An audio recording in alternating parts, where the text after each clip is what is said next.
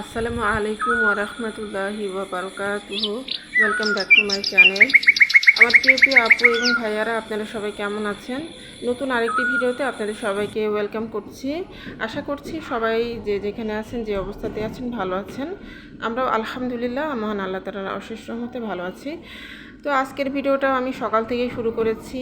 আর আজকে সকালবেলা নাস্তায় ছিল পরোটা, তারপরে চিকেন ছিল একটু, গতকালকের একটু চিকেন ছিল, তো সেই চিকেনটাও বের করে নিয়েছি, আর ডিম পোস্ট করে নিয়েছি, আর শসা কেটে নিয়েছি। তো এই তো, আর মিষ্টি বের করে নিয়েছি। তো এই তো, এগুলো আজকে আমাদের সকালের ব্রেকফাস্ট। তো ব্রেকফাস্ট করার পরে এখানে যে আমার হাজব্যান্ড হাঁসের ডিম এনেছিলেন, তো সেখান থেকে একটা ডিম আমি সিদ্ধ করে তারপর ওনাকে এখন দিয়ে দিচ্ছি। তো লবণ দিয়ে হাঁসের ডিমটা দিয়ে দিচ্ছি। তো হাঁসের ডিমটা ভিতরে অনেক পুষ্টিগুণ থাকে, তো এই কারণে হাঁসের ডিমটা খেলে অনেক ভালো হয়। আর এই তো, অনেকগুলো হাঁসের ডিম এখানে আছে, তো এগুলো আমি ভালোভাবে ক্লিন করে নিয়েছি। আর হাঁসের ডিমের গায়ে তো প্রচুর পরিমাণে ময়লা থাকে, তো আমি ভালোভাবে ক্লিন করে নিয়েছি। তো নিয়ে তারপরে এখন এই যে আমি ফ্রিজে রেখে দিচ্ছি। তো আমার প্রিয় প্রিয় আপু এবং ভাইয়ারা, যারা আমার ভিডিওতে ক্লিক করবেন তারা প্লিজ একটা লাইক দিয়ে আমার ভিডিওটি কন্টিনিউ করবেন প্লিজ। নতুন আপু এবং ভাইয়ারা যারা আমার চ্যানেলটি ভিজিট করবেন, তাদের কাছে যদি আমার ভিডিও একটু ভালো লাগে তাহলে প্লিজ আমার চ্যানেলটি সাবস্ক্রাইব করে আমার চ্যানেলের সাথেই থেকে যাবেন, আর আমাকে একটু সাপোর্ট করবেন প্লিজ। আর অলরেডি যারা আমার চ্যানেলটি সাবস্ক্রাইব করে আমাকে সাপোর্ট করছেন, সেই সমস্ত আপু ভাইয়া দিদি ভাইরা, তাদেরকে জানাই অসংখ্য অসংখ্য ধন্যবাদ এবং মন থেকে দোয়া এবং ভালোবাসা। তো এই তো, আমি ডিমগুলোকে ফ্রিজে রেখে দিচ্ছি, দিয়ে তারপরে আমি অন্য কাজকর্ম করব। তো এখানে যে আমি আম কেটে নিয়েছি, আর এটা হচ্ছে হিমসাগর আম। তো যে আমগুলো আমার ভাসুর এনেছিলেন, তো সেই আমটাই আর কি এখনও আছে। তো আম তো আমার বাচ্চারা তেমন খেতে চায় না, তো ওদের জন্য আসলে আমার বাচ্চারা তেমন কোনো কিছুই খেতে চায় না। আর বিশেষ করে ফ্রুটস তো আমার বড় মেয়ে একদমই খেতে চায় না। তো আমার ছোটো মেয়ে আর আমার ছেলে যাই হোক একটু খায়। তো আম কেটে তারপরে আমি আর আমার হাজব্যান্ড খেয়ে নিয়েছি। আর এখন এই যে এখানে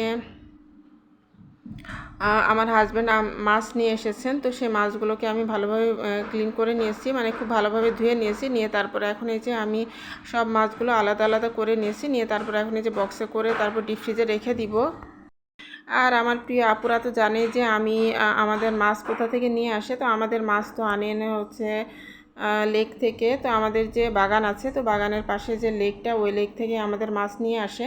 তো ওখানকার মাছগুলো খেতে অনেক মজা। তো এখানে যে অনেক ধরনের মাছ আছে, তো মাছগুলো আলাদা আলাদা করে কাটিয়ে নিয়ে এসেছে বাজার থেকে। তো আমার হাজব্যান্ড সকালবেলা ভোরবেলা ওখানে গিয়েছিলেন, তো ওখান থেকে মাছ নিয়ে তারপরে একবারে বাজারে গিয়ে বাজার থেকে মাছ কাটিয়ে তারপরে নিয়ে এসেছেন। তো মাছগুলো আমি ভালোভাবে ক্লিন করে তারপরে ধুয়ে পরিষ্কার করে বক্সে করে ডিপ ফ্রিজে রেখে দিয়েছি।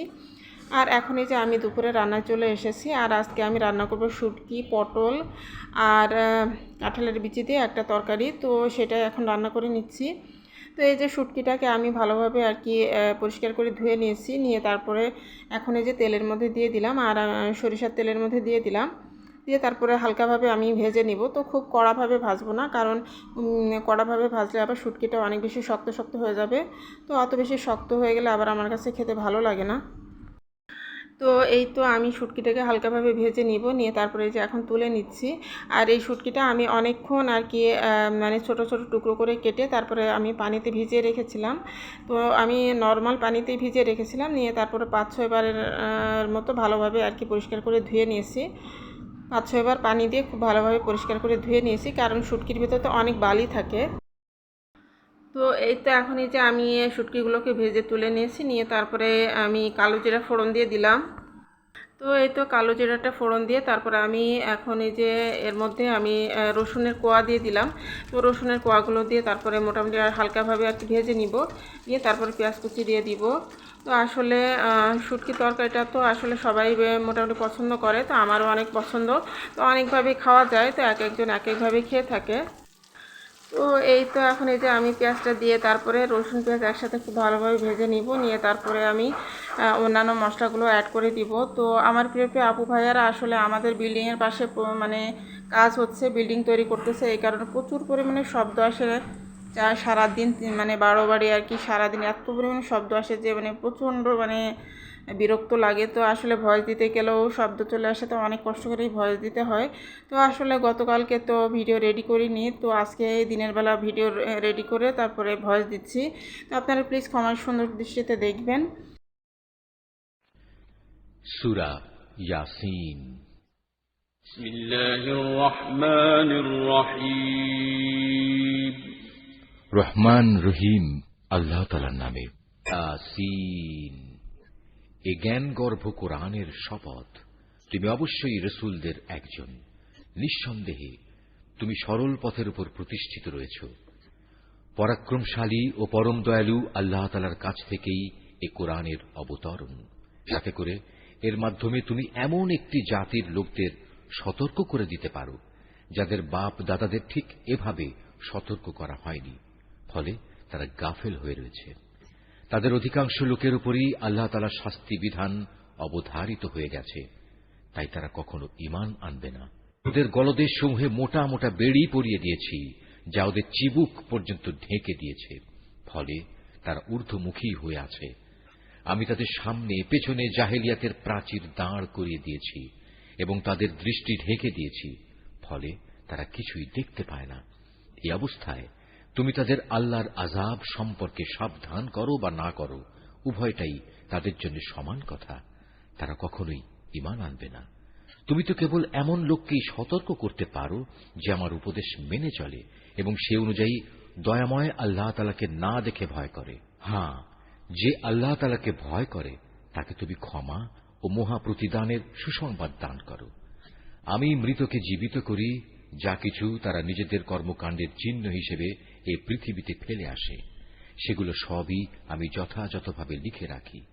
প্রতিটি জিনিস আমি একটি সুস্পষ্ট কেতাবে গুণে গুণে সংরক্ষিত করে রেখেছি।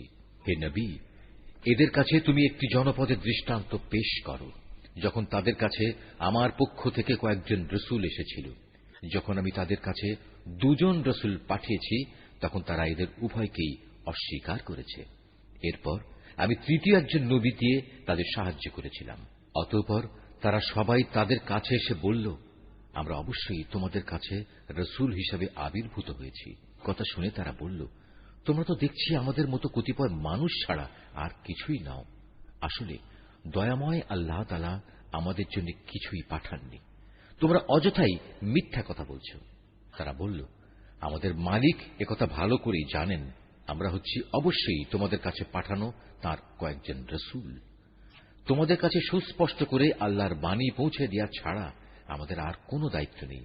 তারা বলল, কিন্তু আমরা তো তোমাদেরই আমাদের সব অমঙ্গলের কারণ মনে করি। যদি তোমরা এখন এইসব কাজ থেকে ফিরে না আসো, তাহলে আমরা অবশ্যই তোমাদের পাথর মারব।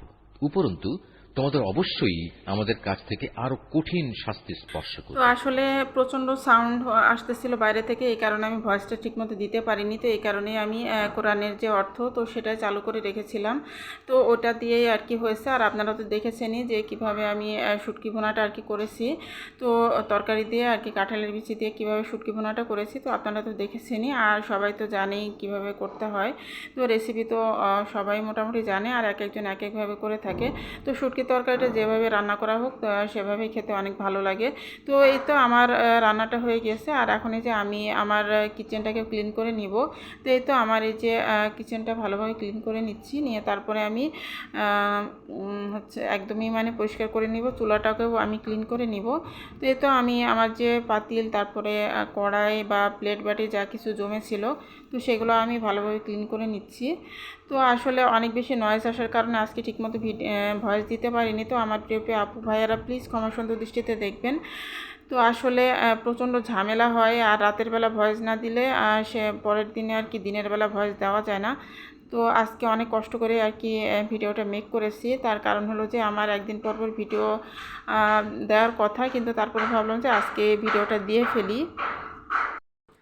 তো ভাবলাম যে একটা দিন নষ্ট না করে আজকেই ভিডিওটা আর কি দিয়ে দেই। তো এই কারণেই আর কি অনেক।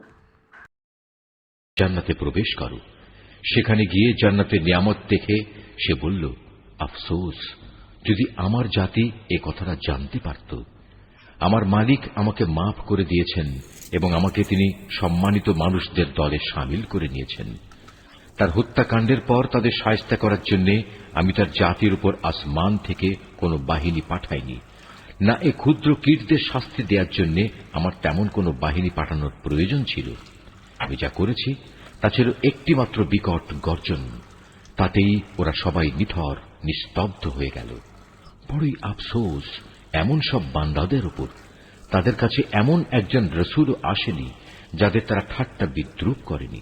তারা কি এই বিষয়টি লক্ষ্য করেনি যে তাদের আগে আমি কত জাতিকে বিনাশ করে দিয়েছি, যারা কোনোদিনই আর তাদের দিকে ফিরে আসবে না, বরং তাদের সবাইকে একদিন আমার সামনে এনে জড়ো করা হবে। তাদের শিক্ষার জন্য আমার কুদরতের একটি নিদর্শন হচ্ছে এই মৃত জমিন, যাকে আমি আসমান থেকে পানি বর্ষণ করে জীবন দান করি এবং তা থেকে শস্য দানা বের করে আনি, তা থেকেই তারা নিজ নিজ অংশ ভক্ষণ করে। আর এখানে এই যে আইসক্রিম এনেছিল, তো সেই আইসক্রিমগুলোকে আমি এই যে ঢেলে বের করে নিলাম, নিয়ে তারপরে আমি ডিপ ফ্রিজে রেখে দিব। তো আইসক্রিম এগুলো সবই চকলেট কোন আইসক্রিম। তো এই চকলেট কোন আইসক্রিমটা আবার আমি খাই না। তো এই তো আইসক্রিমগুলো রেখে দিয়েছি। আর এই যে আমি আরও যা যা রান্না করেছি, তো এটা হচ্ছে পরদিনের ভিডিও। পরদিনে যে আমি করলা ভাজি করেছি, তারপরে যে মাছ ভুনা করে নিয়েছি, আর সেই যে সবজিটা করেছিলাম আর কি, তো এই যে শুটকি দিয়ে পটল আর কাঁঠালের বিচির যে তরকারিটাও সেটাও আছে। তো এইগুলো আজকে আর কি পরদিন করেছিলাম। তো 2 দিনের ভিডিও আর কি। তো 2 দিনের ভিডিও নিয়ে আর কি সাজিয়েছি আজকের এই ভিডিওটা আমি। তো এই তো এইগুলোই ছিল আজকে আমাদের খাবার দাবার। তো আর আমি গাছ থেকে আরও কিছু পেয়ারা পেড়েছিলাম। তো এই যে 3টা পেয়ারা পেড়েছি আমি গাছ থেকে। তো আমার গাছের পেয়ারাগুলো তো পেকে যাচ্ছে। তো আসলে আমার গাছের পেয়ারা কিন্তু আরও বড় হয়, তো এখন ইদানিংকালে আর কি তাড়াতাড়ি পেকে যাচ্ছে। তো রোদের আসলে অনেক তেজ, এই কারণে হয়তো বা। তো এখানে 2টা পেয়ারা এক গাছের, আর এই পেয়ারাটা আবার অন্য গাছের। তো আমার যেহেতু 2টা পেয়ারা গাছ, তো 2টা পেয়ারা গাছেরই আর কি পেয়ারা পাকতেছে। তো এই লাল পেয়ারাগুলো আর কি বেশি পাকতেছে, আর ওইটা আবার একটাই শুধু পেকেছে, একটাই বড় হয়েছিল, তো ওটাই আর কি পেকে গেছে।